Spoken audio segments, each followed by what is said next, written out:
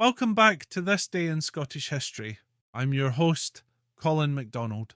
Today we travel back to the turbulent early 17th century to February 6, 1615, when Patrick Stewart, the second Earl of Orkney, met his grim fate on the executioner's block in Edinburgh.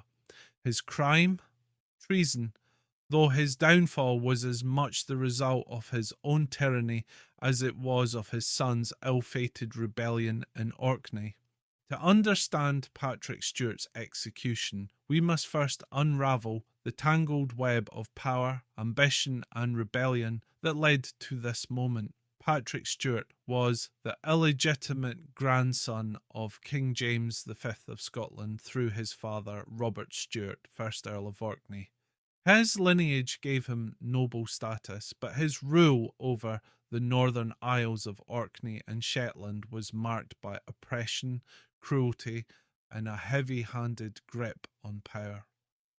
Patrick inherited the Earldom of Orkney from his father in 1593. Unlike his father, who had managed to keep the peace in Orkney, Patrick ruled with an iron fist. He saw himself as a king in his own right, far removed from the control of Edinburgh. He levied heavy taxes, seized lands, and imposed forced labour on the islanders, building himself a grand palace in Kirkwall. This brutality earned him few allies among the people, and many viewed him as a tyrant. His authoritarian rule did not go unnoticed by King James VI of Scotland, who had also become James I of England in 1603. James, always wary of challenges to his authority, saw Patrick as a potential threat. The king eventually had him arrested in 1609 and imprisoned in Edinburgh Castle. However, the final blow to Patrick Stewart's fate would come not from his own misdeeds, but from the reckless actions of his son, Robert. While Patrick languished in prison, his son, Robert Stewart, launched a rebellion in 1614, attempting to seize control of Orkney in his father's name.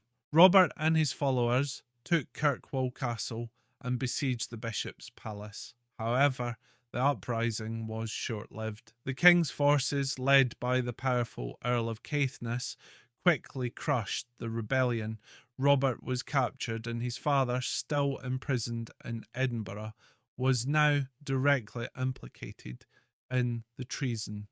With the rebellion crushed and both father and son in the hand of the crown, King James wasted no time. Robert Stewart was swiftly tried and executed in January 1615.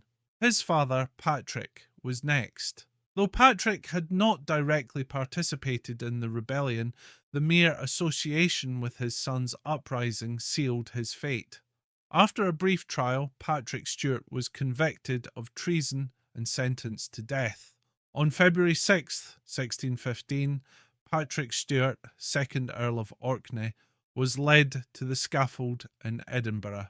With the shadow of the axe looming over him, his once mighty ambitions had crumbled into dust. The executioner did his work, and with a single stroke, the line of the Stewart Earls of Orkney came to a brutal end. Patrick Stewart's legacy remains one of tyranny, ambition, and downfall. His grand palace in Kirkwall, built with the forced labour of his subjects, still stands as a reminder of his rule. The Orkney people, who had suffered under his oppression, no doubt felt a sense of justice in his demise. As we reflect on the events of February 6, 1615, we see how power, when wielded with cruelty and arrogance, often leads to ruin. Patrick Stewart sought to rule Orkney like a king, but in the end, he found himself at the mercy of a greater power, King James, and the relentless hand of royal justice. Thank you for joining us on this journey through history. Tune in tomorrow for another episode of This Day in Scottish History. I'm Colin MacDonald. Haste you back.